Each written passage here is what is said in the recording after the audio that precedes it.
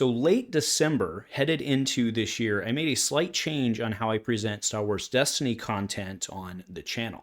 So I'm going to explain what the change I made was, why I made that change, and why I think a lot of other people should start using that change headed into a very important and very pressure-heavy 2024. A huge shout out to our channel members for supporting what we do here. If you want to get involved with the channel and the Dice Commando community, please consider joining as a channel member. Remember, these videos are only possible with your support. You can show that support with a like, a subscribe, and by leaving us a comment and sharing your feedback. Community first, and go Commando. Hey there, my Star Wars Destiny friends. Welcome back to Dice Commando and the Commando cast, and cheers. Low beer, cheers, but that's the way it goes sometimes. But no, thanks for checking in for what, in a way, is kind of I see as kind of a state of the community type chat. In its own little way. All right. So what I really want to fundamentally do is explain the change I made, why I made it, and why I think that there's a lot of value in kind of changing the focus on how we collectively, right? Whether it be obviously content creators are going to be the ones that people are out looking for, but also ARH itself, on how we kind of try and change how we sell ourselves. And that's, not really selling ourselves in the game, because I think the game kind of sells itself. It's getting people to find it. So what the heck am I talking about? It's fair enough, all right? So first off, I have changed. Maybe if you're, detail oriented, maybe you've noticed that I think it was late December. I stopped using a Star Wars Destiny symbol, which I had previously been used, right? My own logo I'd created Star Wars Destiny to not infringe on copyrights, but just as Star Wars Destiny in font. It's been what I've been using forever. I changed it, and it now says ARH Destiny, right? Effectively, right? You can see the logo there. Okay. Now, why did I do that? Well, there's a couple of reasons, and the first and foremost being, let's be honest, Star Wars Unlimited is coming up this year. Okay. We now have a release date, actually, which is March 11th, or I could look it up later, but it's early March, something like that, right? So that is, we've known forever that eventually a game will come. We've known now for, better part of 8 months, maybe even a year. I don't keep track, that Unlimited was coming. We didn't know necessarily when. We knew 2024, so fair enough. But we've known this has been coming. Okay. And we know that it's going to add additional pressure to the many challenges that we already have in terms of growing the community, which is, we can sustain pretty well. But I think that Star Wars Unlimited coming will be a pressure for sustaining, and it will certainly probably halt growth, at least for the foreseeable future. Right. I mean, if we're just being realistic with ourselves, it doesn't mean we're not going to get any new players, but it's going to make the headwinds for getting new players very hard. Right. And again, we don't need to, I don't think it's really debatable, so we don't really need to rehash it. It doesn't mean that everything's dead. It's not what I'm saying, but it puts a lot of headwinds on that. Right. We have to acknowledge that. The other thing that I think it really puts a lot of headwind on is people finding our stuff. Okay. With the way that a lot of the internet, I'm not going to claim to know the algorithm, right? If I did, I probably wouldn't be here. I'd probably be in some nice studio somewhere rolling in cash or something. Not true, but either way. Okay. I'm not going to claim to know how the algorithm works. That said, you've seen on your feed that when you search for something the next couple days, there's relevant hits to not only what you searched for, but what you clicked on and all that, right? So if we are heavily relying on Star Wars, the words Star Wars, to get people to find our Facebook groups, to find our Twitters, to find our YouTubes, to find our podcasts, whatever. I believe that we severely risk, if we haven't been facing it already, which I think is potential, I think we risk getting completely buried. Okay. Now, someone's out there and they're like, well, actually, isn't that good for us? If more people are looking for Star Wars CCG, they might accidentally find Destiny.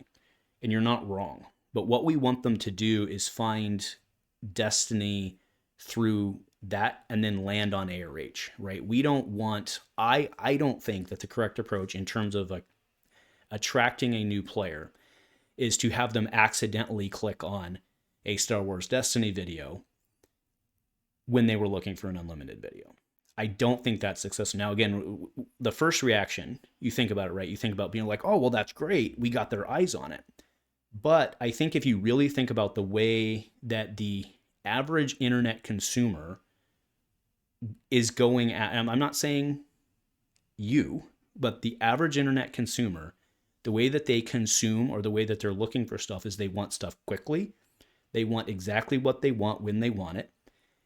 And they get very angry when they don't get it, right? So I think that if we have the Star Wars tag on our stuff, I think from their standpoint, we risk them clicking on the wrong thing and saying, what is this Star Wars Destiny BS? I'm never, ever, ever, that those people are awful, bah, right? And you can see the crazy monkey start going. So again, while the initial reaction would be, oh, good, it's going to help us attract people, I think it might help you attract clicks, but I think those clicks might be not good clicks, if that makes sense, right? And I'm using the term clicks in terms of getting eyes on something, or right? It's not just about making views. That's not where I'm after here. Hopefully you understand I'm driving at that, right? What I'm saying is getting eyes on the amazing, amazing, amazing product that ARH has released, okay? Now, that is the bridge to my next point here of why I'm trying to sell the ARH Destiny portion of it. I'm well aware that today still ARH Destiny is not the only continuing committee. I think the only one left is NDH, which is New Destiny Hungry. I think that's the only one left. I apologize if there are other out there and I'm missing, but the only stuff that I see from time to time is NDH. Okay. So I'm well aware that that stuff's out there. That said, there is zero question in the Star Wars Destiny Continuing Committee that there are two things, continuing world, whatever you want to call it, not continuing committee, sorry, bad choice of words, but in the continuing world of Star Wars Destiny, there is zero question that ARH is the biggest player. There are two biggest drivers, in my opinion. The first is Destiny Smash. The second is ARH. And if you think about Destiny Smash, we don't call it Star Wars Destiny Smash, we call it Destiny Smash, right? And I believe, I'm pointing fingers all over the place, my apologies here, right? But I believe that there's advantage to switching how we sell ARH as well, right? It's not about Star Wars Destiny now. It's about what A Renewed Hope has done with the game of Destiny. So I think changing that marketing tactic, I think there's logic there, right? So that is what I'm doing, right? Again, each individual can make their own decision. But hopefully you're seeing kind of what I'm trying to drive. Hopefully you're seeing what my thesis statement is here, right? Is that we risk getting buried or attracting non-desirable views, non-desirable permanent views, however you, right, whatever the proper terminology is there, right? I'm not going to claim to be a marketing expert, but I don't think that someone accidentally clicking on our stuff, especially in the early growth years of Unlimited, I don't think helps us, right? What you instead is you want to have someone entrenched in Unlimited, maybe not entrenched, but pick up on Unlimited, either not like it or Unlimited start to have problems. Maybe they have product supply issues, because that's never happened with FFGB. I mean, to be fair, I don't think they're going to have product supply issues. I think they're good for probably the next while, because they've made promises and then they'll get distracted, right? That's what's going to happen. So maybe year and a half, we have people like, Unlimited, like, it was a really fun game on the first couple sets, but like it wasn't managed super well, and I don't really see how the game's going to grow. And then they see something else. They see a big chunky die. And they're like, well, what's that? Like, I've enjoyed playing a Star Wars game. Let's go check out this other game run by ARH that is based in the world of Star Wars Destiny. That's how I think that's what I think the long-term play is.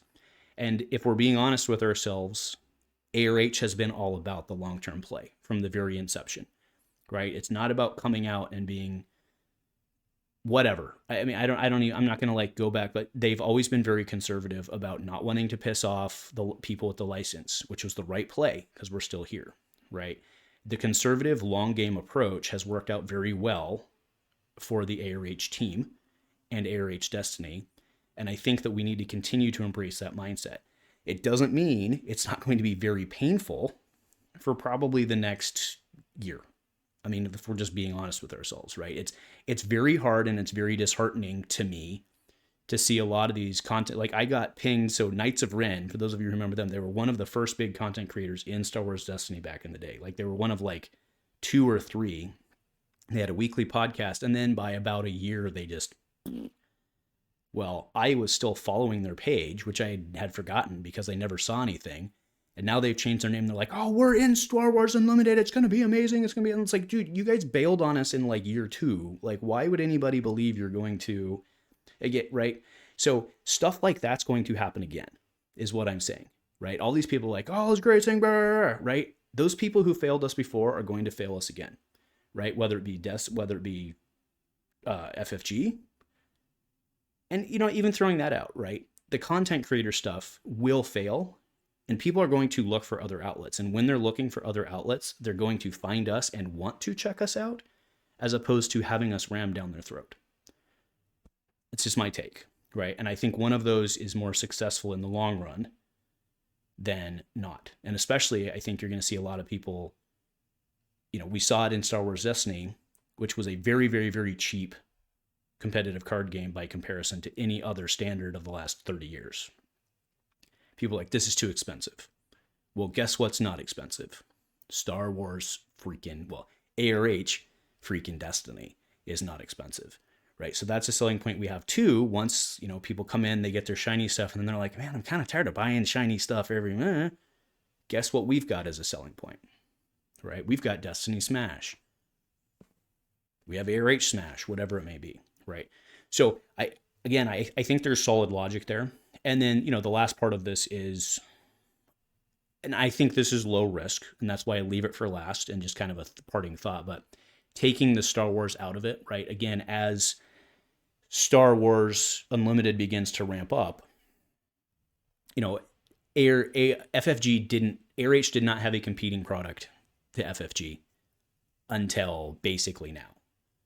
So as that starts to ramp up, if the Star Wars Destiny videos start getting more hits just by splash damage, and it pops across somebody's screen that, okay, now they've crossed clearly we're not identified as a threat now, which is a good thing, right? But if we start, trying to tag ourselves so we're attracting the unlimited views, I think you do risk putting yourself in a negative situation there, right? So really there's kind of the 3-point attack there. And then, kind of the holistic nature of it is, I think ARH really needs to be proud of what they've done and own it, right? It is not Star Wars Destiny anymore.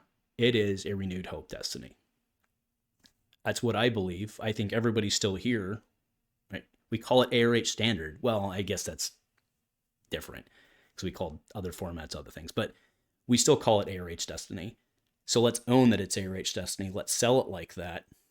And I think that's going to be better for us in the long run. So anyway, that's my piece. I know this wasn't a very super fun one today, but I think it's a valuable one. Again, I'm not going to claim to know the algorithms and all the strategy. I'm actually trying to almost in a certain way avoid the algorithms because I don't think it's going to work for our benefit, right? I've been around long enough managing people and trying to do something that you think is right and having it backfire on you, or trying to lead people to water and then they don't want to get there on their own, or whatever, metaphor you want to use. We just need to remember that people want what they want when they want it. And we need to be very cognizant of that. So anyway, that's my piece. I'm going to leave it there. Please let me know your thoughts and your comments below. I hope you all are having just a great week. At the time this is going live, I am actually in New Zealand, so you can check me out, maybe playing on some streams. Should be fun. But either way, folks, thanks for tuning in. Have a great Friday, great weekend, and go Commando.